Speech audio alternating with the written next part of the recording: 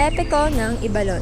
Ang Ibalon ay isang epikong bayan ng mga Bicolano na nagsasalaysay ng kasaysayan ng kanilang lupain at ng mga bayaning nagtanggol dito laban sa mga halimaw at sakuna.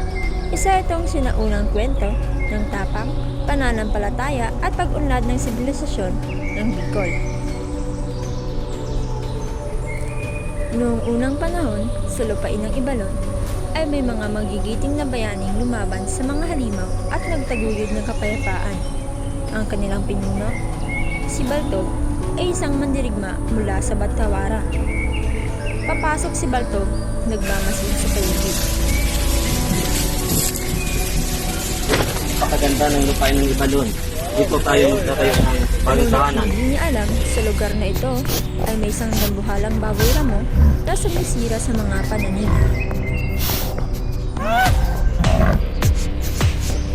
Ano ito? Hindi ko hayaang wasagin ng aking ani.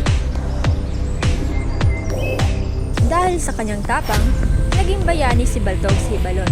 Ngunit hindi pa rito natatapos ang kanyang pakikipagsapalaran.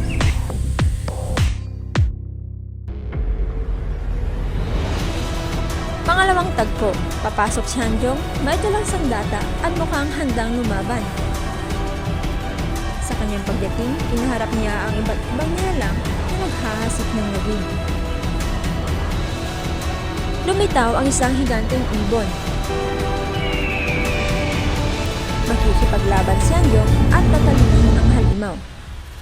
Di ako natatakot sa'yo. Para sa kapayapaan ng Ibalon, lalaban ako. Ngunit hindi pa natatapos ang kanyang laban. Isang kakaibang nilalang ang kanyang nakaharap, si Oriol, isang magandang engkantada na may kakayahang maging ahas.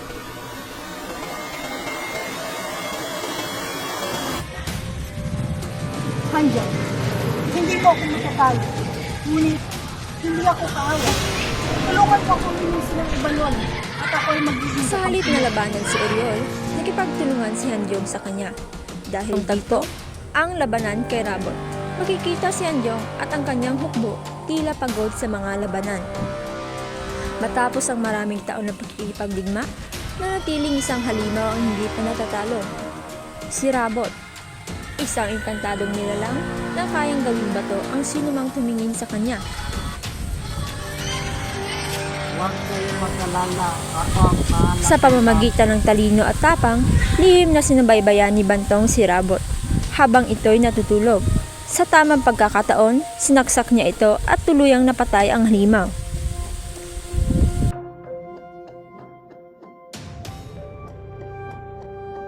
Salamat sa iyo, kabayanin ng Bantong. Dahil sa iyo, tuluyan lang naging mapayapa ang Ibalon. Sarap ng Ibalon. Makikita ang mga taong bayan masaya at nagtutulungan sa pagsasaka at pagtatayo ng bahay. Dahil sa kabayanihan ni Baltog, Hanjong, Bantong at Oriol, naging maunlad ang Ibalon.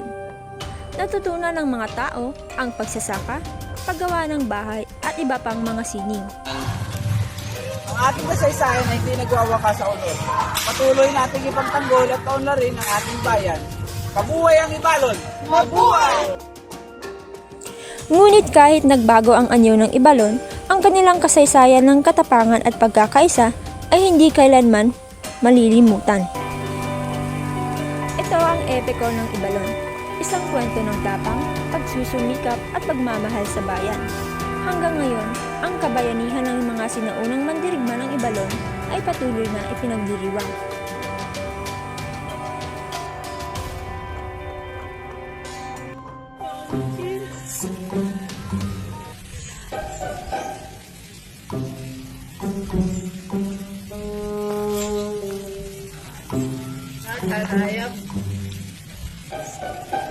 Napakaganda ng lupain ng Ibalon.